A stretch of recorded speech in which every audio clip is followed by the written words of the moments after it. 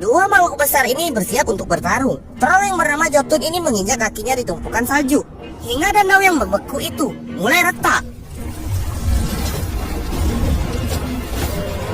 Akibatnya, troll yang bernama Paker jatuh ke dalam danau es. Sementara Nora, dia langsung menyelamatkan diri. Nora berhasil lari ke helikopter. Tentu saja Jotun tak membiarkan Nora lolos. Namun Nora berhasil menghindar dari tangkapan Jotun. Heli itu secepat kilat langsung pergi meninggalkan Jotun yang masih emosi. Nora sangat sedih mengetahui troll Paker tenggelam ke danau es.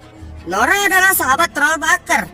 Sementara teman Nora mulai melacak kemana Jotun akan pergi. Mereka menduga kalau Jotun hendak pergi ke sebuah makam, dan makam itu adalah makam orang yang membantai troll zaman dulu kala. Nora mengerti bahwa Jotun saat ini ingin membalas dendam pada orang yang membantai kaumnya di masa lalu. Nora pun langsung terbang ke makam raja yang dulunya membantai kaum troll.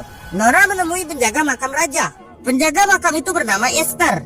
Esther mengajak Nora dan temannya mencari makam raja. Nora membukakan pintu makam raja. Setelah berada di dekat peti raja, mereka pun mulai membuka makam raja Sen-Olok.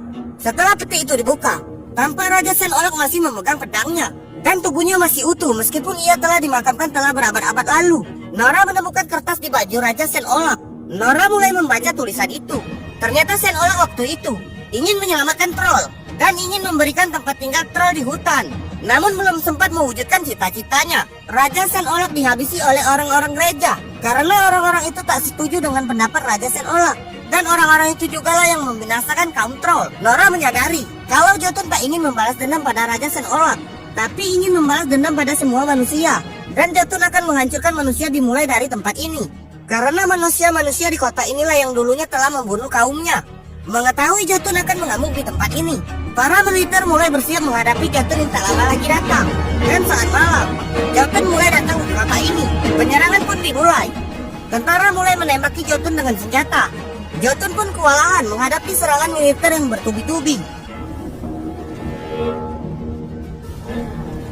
Namun senjata modern ini ternyata tak mampu melukai Jotun, hingga Jotun mulai mengamuk. Namun di saat Jotun mengamuk, tiba-tiba muncul suara raungan.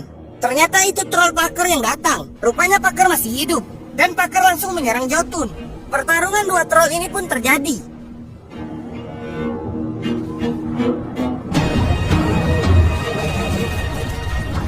Nora dan temannya mulai berpikir bagaimana menghadapi Jotun yang sangat kuat tersebut. Sementara mereka hanya memiliki sisa satu bom. Akhirnya mereka membawa bom itu dengan sebuah heli. Mereka juga menembaki Jotun dengan senjata.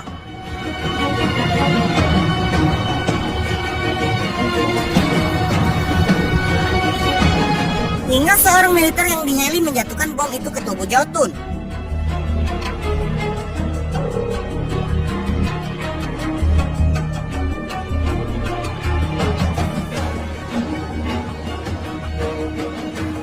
Jotun pun meledak. Setelah Jotun tewas, Paker mengambil jantung Jotun. Itu karena Paker ingin memastikan kematian Jotun. Setelah kejadian itu, Paker kembali ke goanya di pegunungan salju. Film pun usai. Sampai jumpa di film selanjutnya.